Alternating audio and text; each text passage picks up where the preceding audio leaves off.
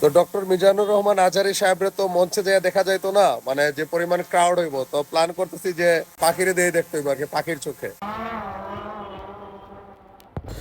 এই হইতেছে মৌলানা আজহারী সাহেবের ওয়াজের মঞ্চ। তো এই হইতেছে আমরা সিলেটের এমসি কলেজ মাঠ। ঠিক এই জায়গায় আগামী 11 তারিখ ডক্টর মিজানুর রহমান আজহারী সাহেব তাফসিরুল কোরআন মাহফিল হইব এই জায়গায়।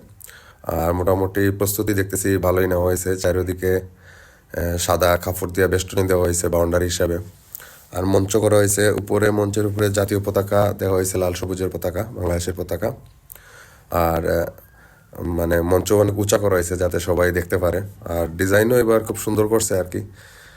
কিতা কিতা এদিকে মনে হয় চেয়ার, তারপরে এই হইতেছে মেইন মঞ্চ, এখানেও মানুষজন বইবার, ম্যাক্সিমাম মানুষও যারা আছে তারা বাইরে থাকবো আর কি, বা মাইক তো মাইকিং করা হইব সব দিকে, মাইক দিয়ে ওয়াজ শুনবো। তো আমারও প্ল্যান মাইক দিত ওয়াজ শুনবো, কারণ কাছে তো যাওয়া যাইতো না, প্রচুর ভিড় হইব, ক্রাউড হইব, প্রচুর মানুষ। সো ড্রোন দিয়েও দেখা লাগবো। এই যে এখন মনে হয় ট্রায়াল নিতেছে এরা, একজন মানুষ দেখতে পাইছি যে একজন মঞ্চে বসে আছে আর কি।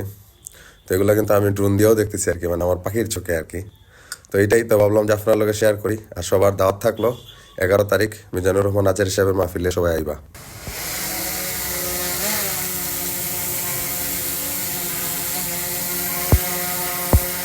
তো এটা দিয়ে আসলে এতক্ষণ দেখছি যে ওয়াজ মাহফিলের কি অবস্থা আর কি। তো প্ল্যান আছে যে আগামী এই কি বারে, শনিবারে আজহারী সাহেবরা এটা দিয়ে দেখবো আর কি, যদি মানুষ বেশি হয়।